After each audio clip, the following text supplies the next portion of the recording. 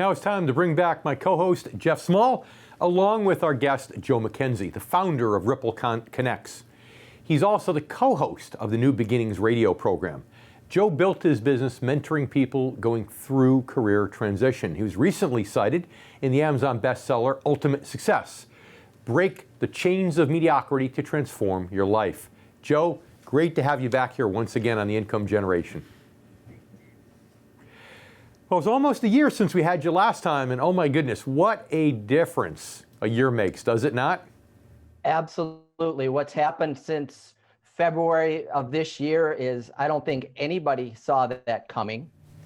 No, it's unprecedented in many, many ways, and I know we've got lots of questions for you about like corporate America and which parts it's affecting and not affecting. So Jeff?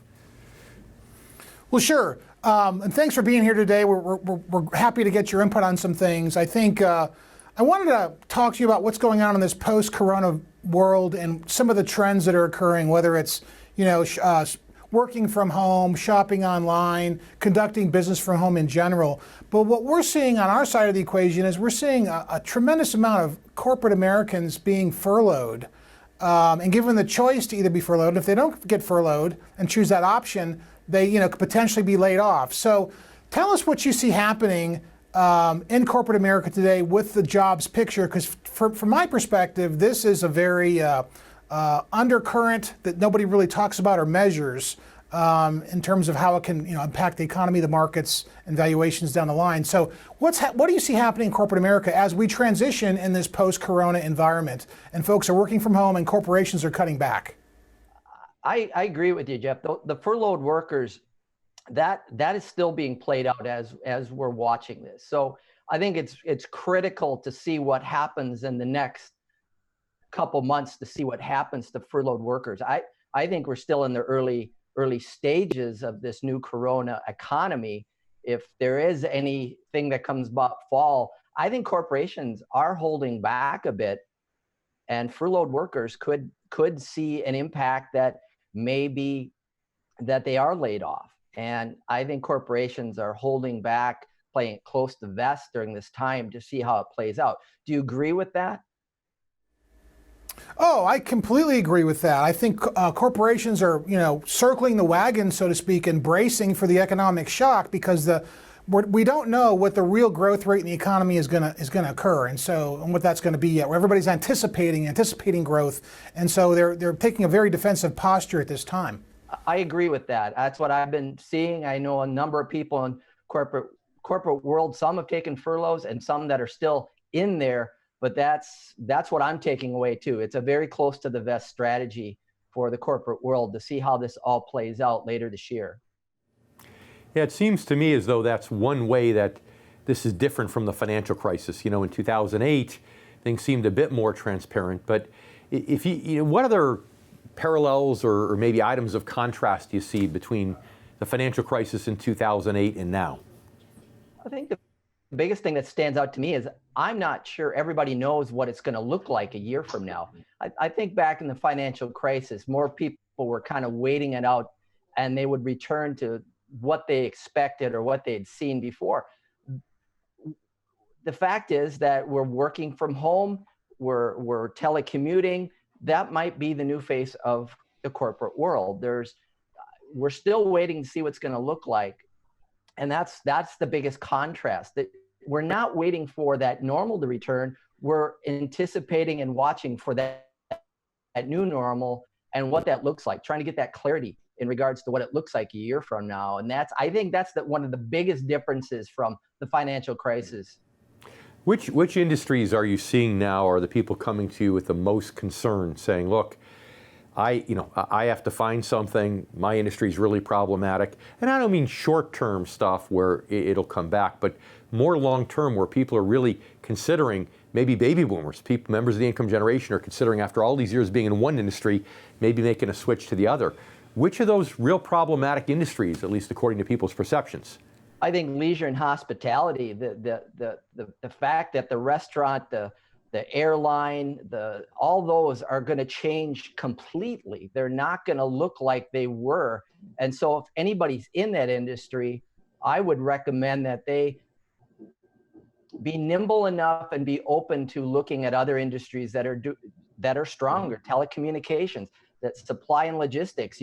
You don't have to go very far to see the operation of this country driving through our neighborhoods. Well, that takes a complete team of professionals that know what they're doing, that can lead these organizations through this time. So leisure and hospitality is one that I don't think will ever return to normal in my estimation. And we have to look for those stronger sectors if we are going to make that shift. And that could be telecommunications, that can be that supply logistics areas that I recommend, especially for the ones that are seeing the most disruptions in their own industry.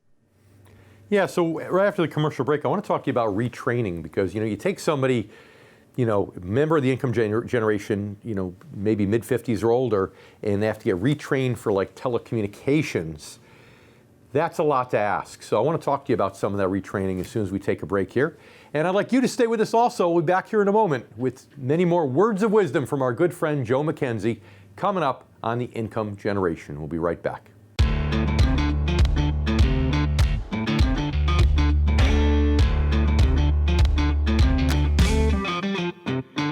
Now it's time to bring back my good friend and co-host Jeff Small, along with our guest, Ripple Connect's founder and entrepreneur, Joe McKenzie. Joe, thanks for sticking around. My pleasure. So Joe, many of our viewers and listeners on the income generation that were planning on working a few more years might find themselves in a position now with this new corona economy that they might be forced to retire or leave the private sector and their job early.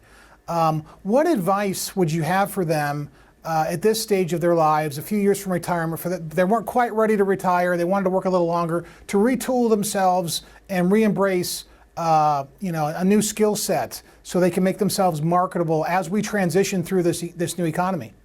Absolutely. I think the first thing you have to realize that everybody has a skill that transfers, the transferable skills. And some of the most sought after transferable skills in this economy are the creativity, the teamwork, the critical thinking. But I think communications, the ability to communicate, that's a skill that can transfer to finance, to the nonprofit, to you name the industry.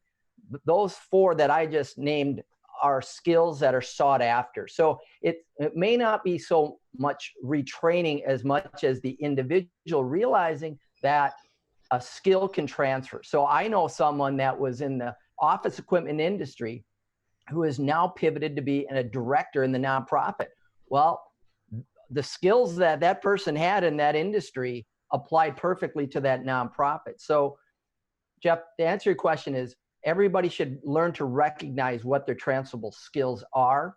Do your research on what the most sought after skills are, of that communication piece, that critical thinking, creativity, teamwork.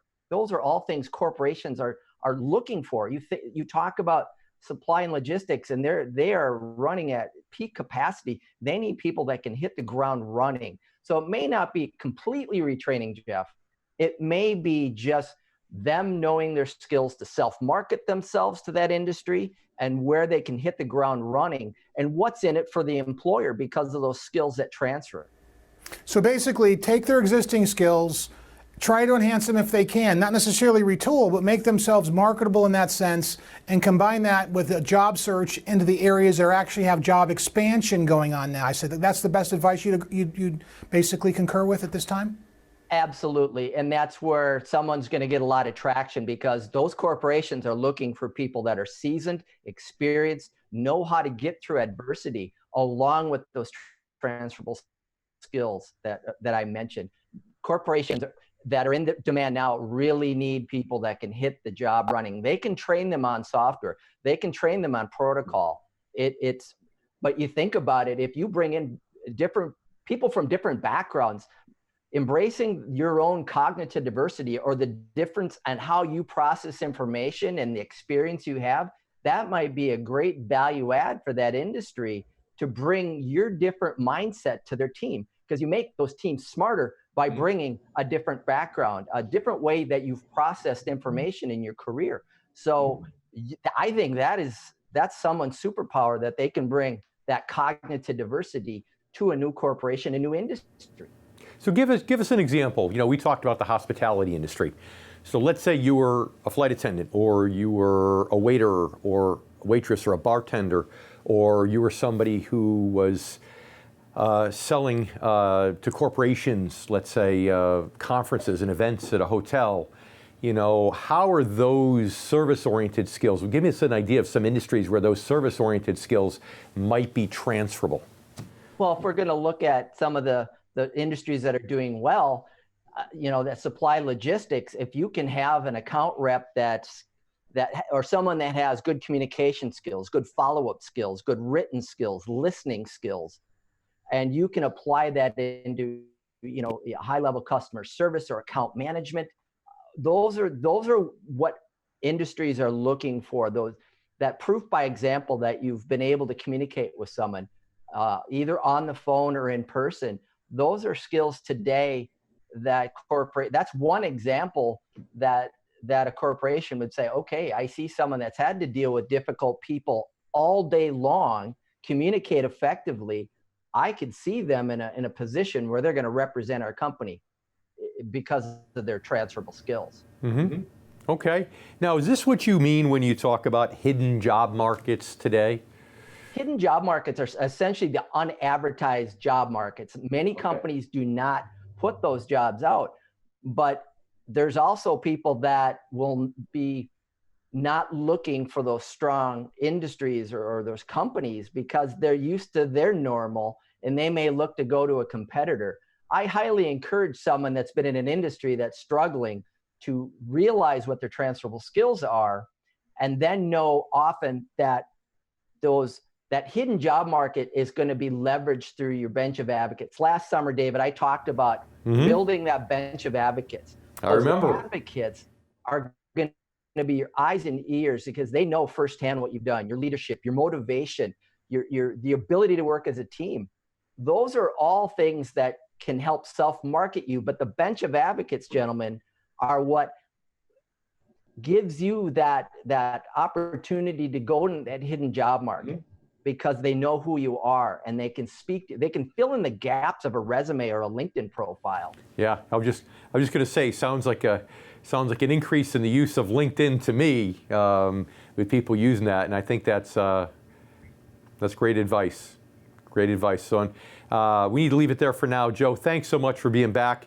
Next time, let's not make it wait a whole year. Fair enough? Fair enough, gentlemen. Thank you for your time today.